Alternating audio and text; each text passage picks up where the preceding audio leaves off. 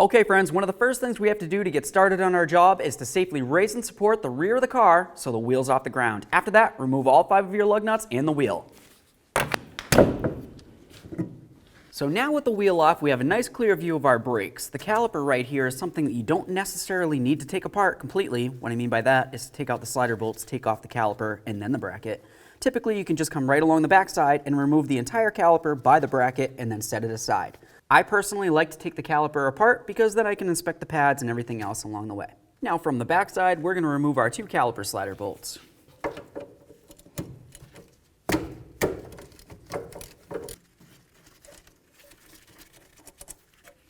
Follow your e-brake cable to its mounting bracket here and remove that bolt.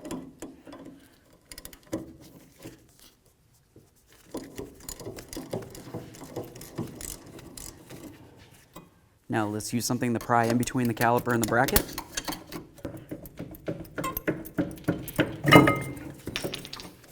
So now we're just going to set this aside. Quickly take a peek along this area here. There should be a nice boot and you want to make sure it's soft and pliable. You also want to make sure there's no fluid. If you see fluid, it's brake fluid and you're going to have to replace your caliper. Set this aside so it's putting no pressure on your flex hose. If your pads didn't fall out, go ahead and remove those, inspect them, and then set them aside. With the caliper out of the way and the brake pads off, let's continue on to removing our 2 caliper mounting bolts.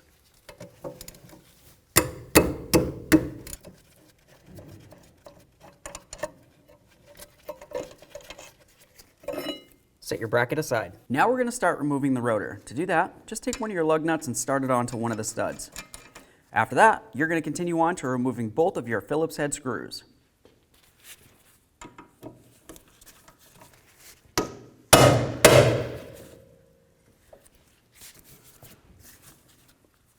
There's one. Do the same to the other. Remove your rotor.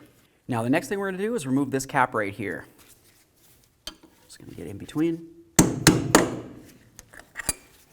Next, remove your axle nut. Take your hammer from the back side here.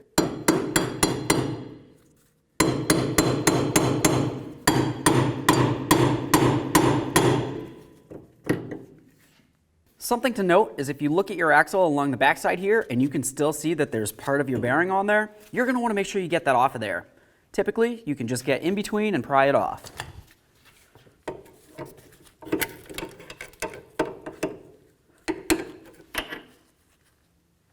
With the bearing off of there, we need to continue on by cleaning up this area here. Make sure that you get all along the backside here, and of course, any area on the shaft that might potentially be dirty or even have rust on it. Okay, so now that we have this cleaned up, it's going to be time to get our brand new bearing on there. To do that, I'm just going to carefully slide this right onto the axle stub here. If when you're pushing it seems as though it binds up a little bit, you could use a tiny bit of penetrant back there, but I would just use a rubber mallet and help it along.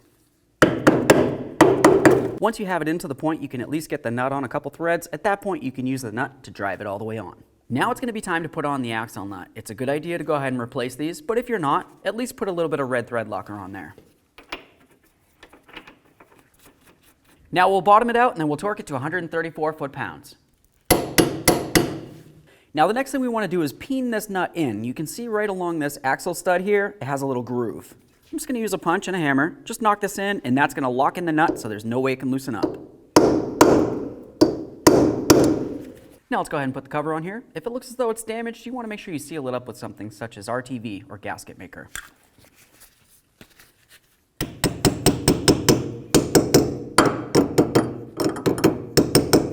Now let's apply some copper never sees to the area.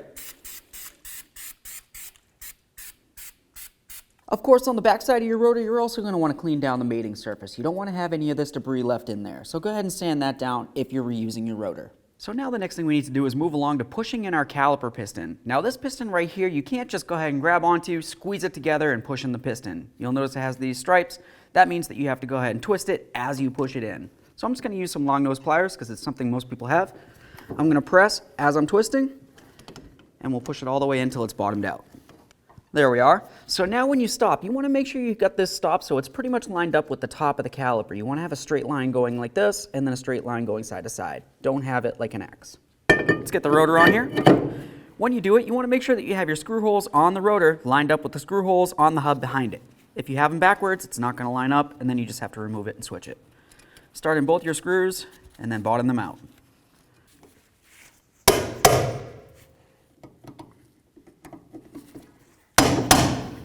Now let's get our caliper bracket back onto the car. I'm going to start in both of my bolts. We'll snug them up and then we'll torque them to 41 foot-pounds.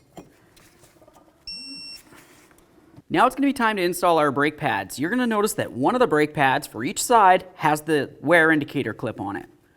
For the side you're working on, you want to make sure that the wear indicator is facing up. So for this one, of course, we have it like this. I'm going to slide it straight in on the bracket. We'll do the outer pad. That one does not have a wear indicator on it. Now we need to start dressing up the caliper itself. We're going to take some of that caliper grease and just go right along the piston here. This is going to be very important.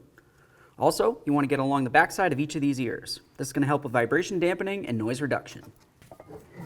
Take your caliper, slide it over the pads. Grab your slider bolts. Start both of those in there, then we'll snug them up. You might happen to notice when you try to snug it that the slider pin itself spins. If that's the case, just go ahead and hold on to it with either a wrench or some pliers so it doesn't move. Now let's torque these to 17 foot-pounds. Now let's resecure our emergency brake cable. Okay, so now let's go ahead and get the wheel on here. We'll start all of our lug nuts, snug them up, get the wheel back on the ground, and then we'll torque the lug nuts to 80 foot-pounds.